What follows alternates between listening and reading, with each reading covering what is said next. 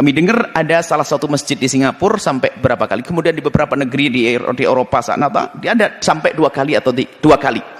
Kenapa? Dengan gelombang yang pertama nggak cukup.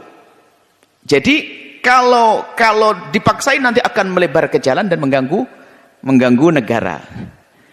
Atau di sebuah tempat yang subhanallah, kalau tidak sholat di dalam masjid nggak akan mampu. Kenapa? Dinginnya di bawah 0 derajat.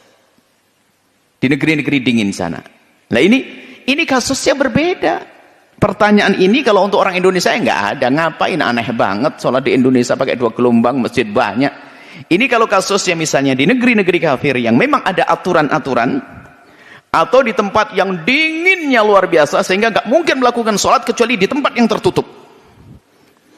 Itu dingin sekali, mungkin sekali. Nah, para ulama mengatakan dalam keadaan darurat semacam itu boleh dilaksanakan, tapi diatur. Karena apa? Kadang orang ingin rindu melaksanakan sholat Jumat. Pengen pakai apa sih rasain Jumatan? Atau di sebuah negeri kalau terlalu ramai dilarang. Ya sudah di grup. Jadi blok ini Jumatan pertama. Blok kedua adalah ini. Ini adalah dalam keadaan darurat. Jangan dipukul rata hukum ini. Berbeda.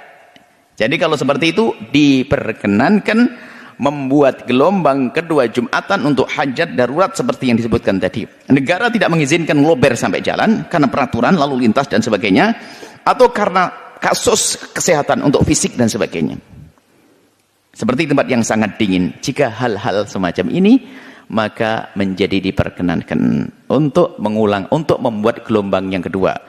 Adapun gelombang yang kedua ini, di situ disebut para ulama, apakah dengan khutbah baru lagi atau cukup dengan khutbah yang pertama? Nah, sementara dalam mazhab kita Imam Syafi'i antara khutbah dengan sholat harus segera. Maka hendaknya membuat khutbah baru lagi. Begitu. Ini adalah khilaf. Intinya diperkenankan baik dengan cara khutbah yang pertama atau dengan khutbah yang baru lagi. Jadi grup murni. Selesai bubar pulang, gelombang berikutnya adalah datang biar aman. Supaya tidak mengganggu, karena syiar juga perlu dijaga satu sisi, tapi kalau mengganggu peraturan pemerintah yang ada bisa menjadi Islam nanti menjadi sebab dijauhkan atau dimusuhi. Jadi karena darurat menjadi diperkenankan, tapi mohon ini tidak berlaku di negeri ini. Negeri-negeri aman, gak ada masalah, masjid gede, tetangga masjid juga ada, gaya banget gelombang kedua nggak ada, tidak sah kalau di negeri ini.